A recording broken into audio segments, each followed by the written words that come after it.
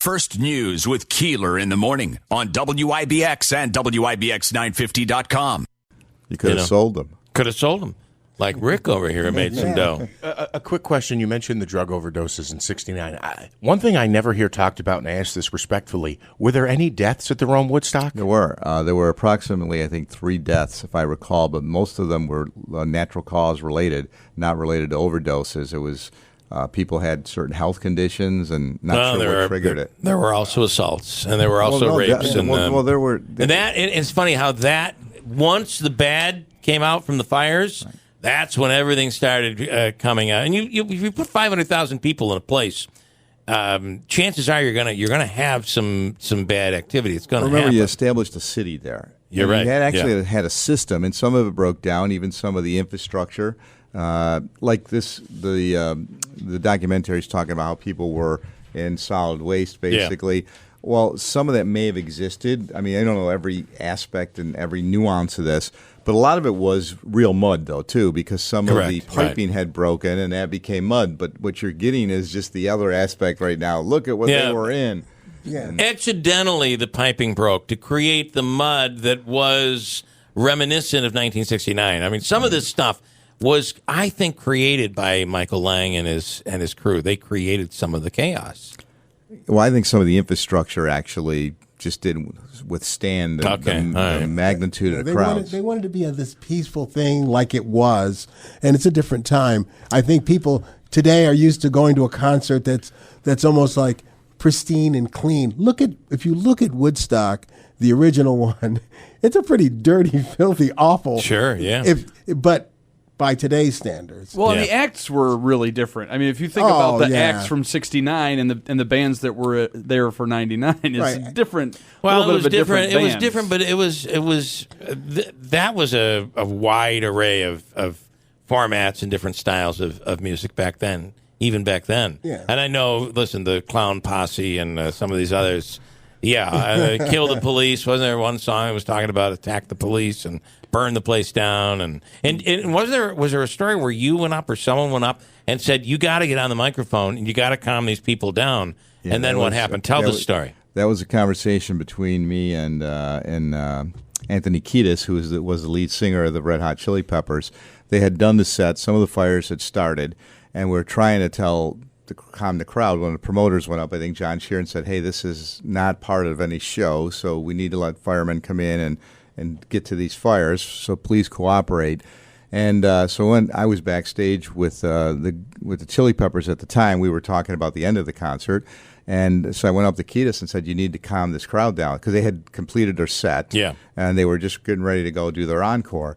And he just said that nobody's going to listen to me. I go, they're listening to you because you told them to do other things earlier, and they did. You know, like at one time, I think Kid Rock told them to throw water bottles, and they did. You know, so some of these guys encouraged some of the activity or incited to a certain extent. And then he goes out and he plays Fire. So, I mean, at that point in time, I wish that I would have just had an opportunity to, I could have made a lot of news. You know what I mean? Just the guy was just, and then the irresponsibilities, he goes on later to blame everybody else, as to what contributed to the problem. But so he didn't, and if you look at some of the artists today, I think like McGraw, the country singer, he'll stop a concert if he sees something wrong there, where somebody's doing something, say, hey, stop the music, take care of that problem. They didn't exercise that type of responsibility where they could have and should have, in my opinion. But he's a little different than the Red Hot Chili Peppers, right? Yeah, absolutely. Absolutely. Or the Insane Clown Posse or whatever. Well, understood. And that's basically when you talk about that time period, right, and the type of music. You had Limp Bizkit. I mean, when Fred Durst came on, the lead singer, he had Alanis Morissette had preceded him, and he goes, now we're going to really get this crowd going. He goes, this ain't no Alanis Morissette concert, So break something. So well, all I can tell you is, I loved it. It was an awesome moment that had some flaws. Absolutely, and the way the whole thing operated going up to that was just, it was flawless right up to the very end. Yeah, like I said, history provides you the opportunities, and I don't know that you should romanticize anything because that happens sometime historically, like the '69 concert. Nor do you demonize something, just because you want to look and exaggerate maybe for sensationalism what took place. But hey, can I ask? If it leads, it bleeds, right? Isn't that the saying in journalism? Yeah. If it bleeds, it leads. Yeah. Close enough. I'm not a journalist. Is Ray Meyer in it? Because Ray was one of the people that was very against Woodstock. Yeah, I don't know who they interviewed. This is gonna. I like. Did they come to your office? Did you have to go somewhere to get interviewed? All three interviewed me in different sites. This interview was on site. So I don't know what they're going to, what they're using from it. They walked the site with me, and they also interviewed me in a office that oversees the site.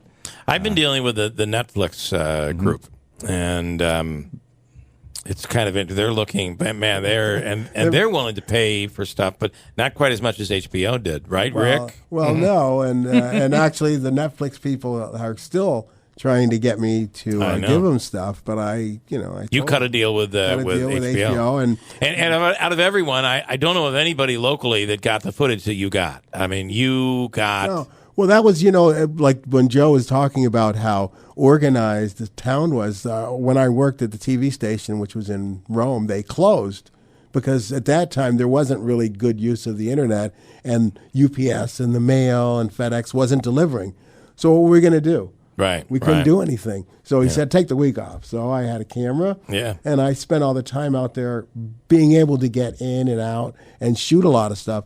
And as Joe mentioned earlier, when I talked to the Woodstock people, they said, we like this perspective. You've got a lot of stuff from behind the scenes, the press conferences, the people who couldn't sell anything in Marcy because the traffic was so good they couldn't sell anything, and I got a lot of that. It shows you how well that transportation plan was. Yeah. So maybe the love, peace, and rage is also how the show is put together. We don't know. Right. You know what I mean? They might maybe showing a little bit about what went into it and then ending with that. Because we've all seen trailers to movies that when you get out, you go, what was that?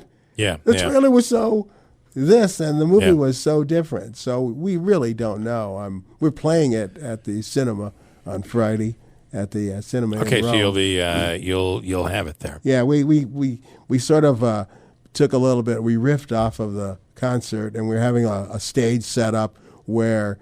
Well, it's not a really good stage, and none of the people are getting paid.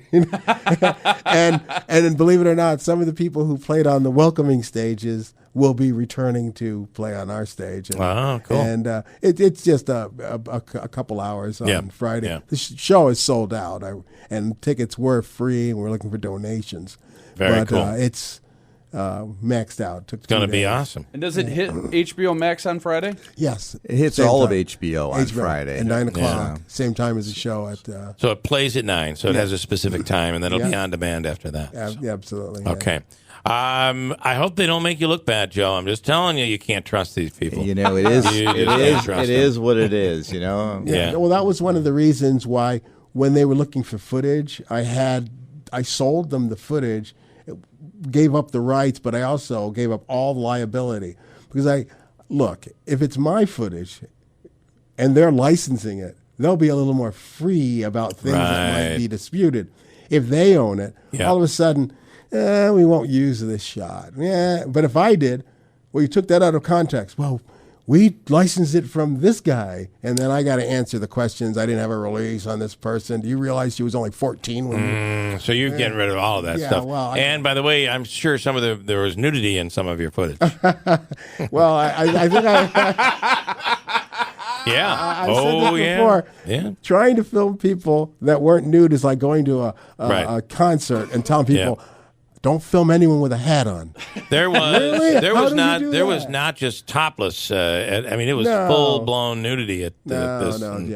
And there's plenty of that footage. I have somebody here saying you made $12,500 off this. Who Is said that true? that? That's what I have someone. I right think on it's your my screen. agent. My agent. Is it higher? Let's play a little Price is Right. Higher or lower? Come on. Let's play baseball. It's in the park. It's in the park. Okay. Same number of digits. You want to go for mine now?